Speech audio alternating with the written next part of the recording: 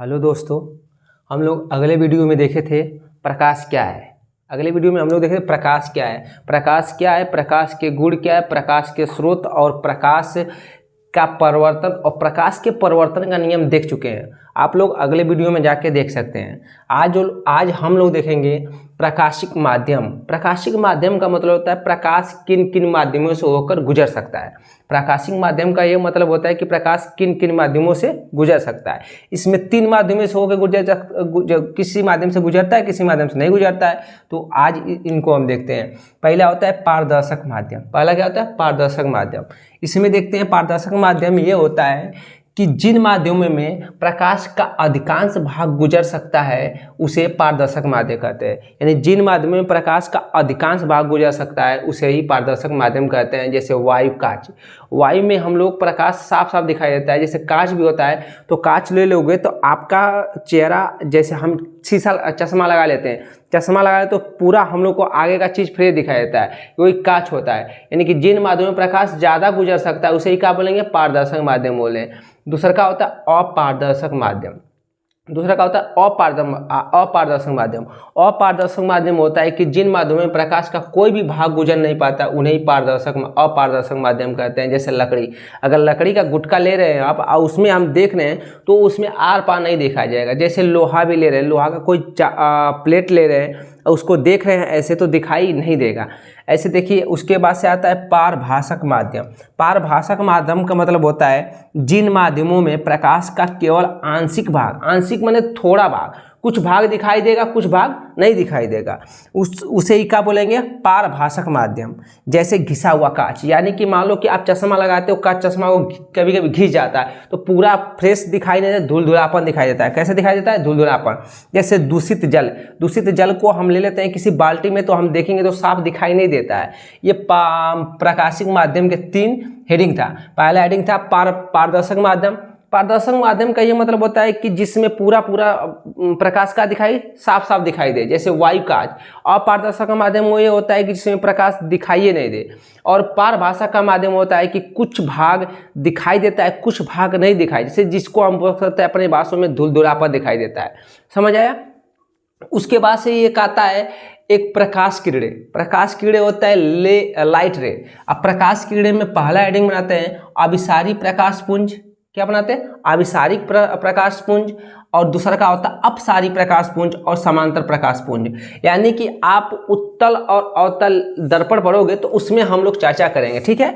इसके बाद से देखते हैं अभिसारिक प्रकाश पुंज क्या होता है। अभिसारी प्रकाश पुंज देखिए क्या होता है, जब प्रकाश की समस्त किरणें एक ही बिंदु पर आती हुई प्रतीत होती है, यानी कि प्रकाश की समस्त किरणें एक ही बिंदु पर मिलती हुई प्रतीत होती है या आती हुई प्रतीत होती है, उस प्रकाश किरणें के समूह को अभिसारी प्रकाश पुंज कहते हैं। जैसे मान लो कि आप कोई एक ही बिंदु पर सारी प्रकाश किरणें आ रही है, इधर से कोई टॉर्च बार रहा है तो सारा प्रकाश एक ही जगह इकट्ठा हो रहा है, उसे ही क्या बोलेंगे? अभिसारी प्रकाश पुंज बोलते हैं। देखिए अब अपसारी क्या होता है? अपसारी प्रकाश पुंज होता है कि जब प्रकाश की समस्त किरणें एक ही बिंदु पर आती हुई, ये जाती हुई लिख लेना, जाती हुई, एक ही बिंदु से जाती हुई, चलो आती भी गलती नहीं है।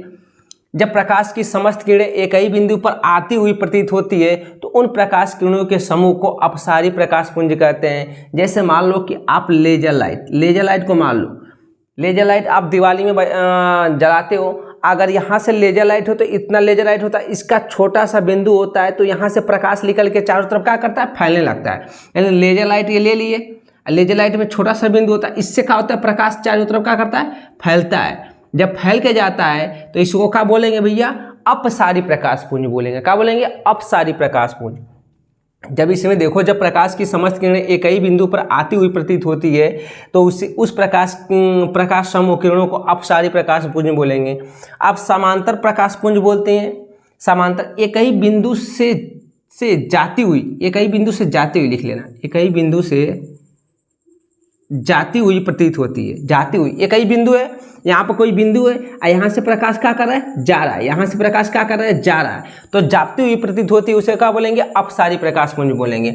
समांतर आप लोग समझ जाते हो। समांतर प्रकाश पुंज में होता है पैरेलल बीम ऑफ लाइट। ये होता है कि जब प्रकाश की समस्त किरणें एक दूसरे के समांतर होती है तो उसे समांतर प्रकाश पुंज बोलते हैं। यानी कि देखो एक दूसरे के पैरेलल है, क्या है, समांतर, एक दूसरे क्या है, समांतर, एक समांतर रेखा में चलती है, क्या करती है, समांतर रेखा में चलती है, उसे प्रकाश समांतर प्रकाश पुंज कहते हैं। एक बार वंस अगेन एक बार रिपीट करते हैं, अपनी भाषा में रिपीट करेंगे। प्रकाशिक माध्यम उसे कहते हैं। प्रकाशिक माध्यम में 3 हेडिंग बनता है, जिसे पारदर्शक माध्यम, पारदर्शक माध्यम उसे बोलते हैं जिन माध्यमों में प्रकाश का अधिकांश भाग गुजर जाता है, उसे ही पारदर्शक माध्यम से पारदर्शी बोलते हैं। क्या बोलते हैं, पारदर्शी बोलते हैं। जैसे वायु, कांच, ये सब आदि आ जाता है। अपारदर्शक माध्यम होता है कि अपारदर्शक माध्यम होता है कि जिन माध्यमों से प्रकाश का एक ही भाग गुजर नहीं सकता है, उसे ही प्रकाश का अपारदर्शक। इसमें प्रकाश नहीं गुजर पाएगा, इसमें प्रकाश गुजरता नहीं है, जैसे लकड़ी और लोहा।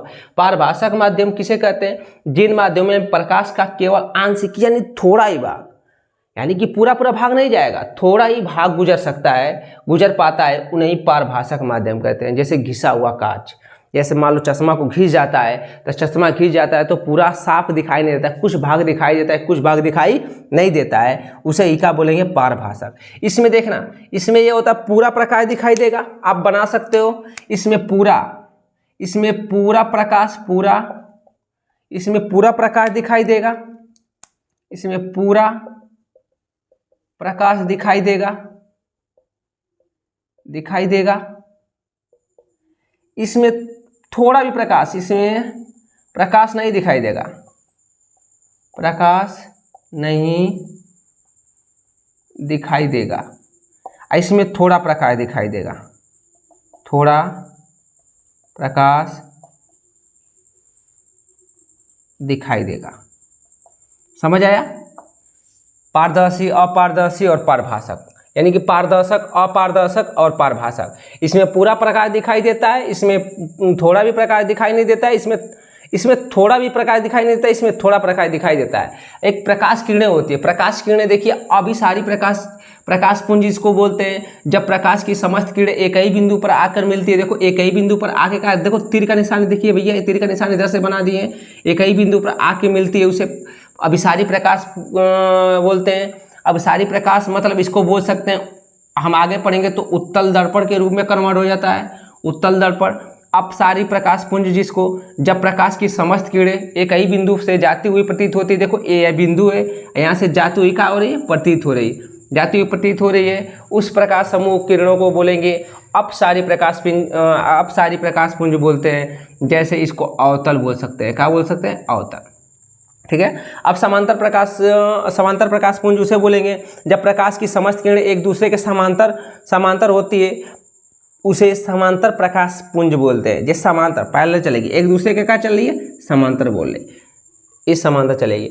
अभी ये आप लोग शॉर्ट स्क्रीन ले सकते हो, लेना जिसको चाहिए, क्योंकि एक हर तरह से अच्छा आपको कंटेंट दिया जा रहा है। अगर आपको पीडीएफ चाहिए, अगर आपको पीडीएफ चाहिए तो हम एक टेलीग्राम चैनल बनाएंगे, परीक्षा एजुकेशन सेंटर के नाम से टेलीग्राम चैनल मिलेगा, उस पर आपको पीडीएफ अवेलेबल मिल जाएगा। डिस्क्रिप्शन बॉक्स में हम इसका लिंक दे देंगे। ठीक है। अगला वीडियो हम देखेंगे दर्पण क्या है। अगला वीडियो में हम लोग देखेंगे दर्पण। दर्पण 2 प्रकार का होता है, समतल दर्पण और गोलीय दर्पण। समतल दर्पण और गोलीय दर्पण। गोलीय दर्पण 2 प्रकार का होता है, एक उत्तल दर्पण, एक अवतल दर्पण। एक उत्तल दर्पण, एक अवतल दर्पण। इस हम नेक्स्ट वीडियो में इसका चर्चा करेंगे। जय हिंद।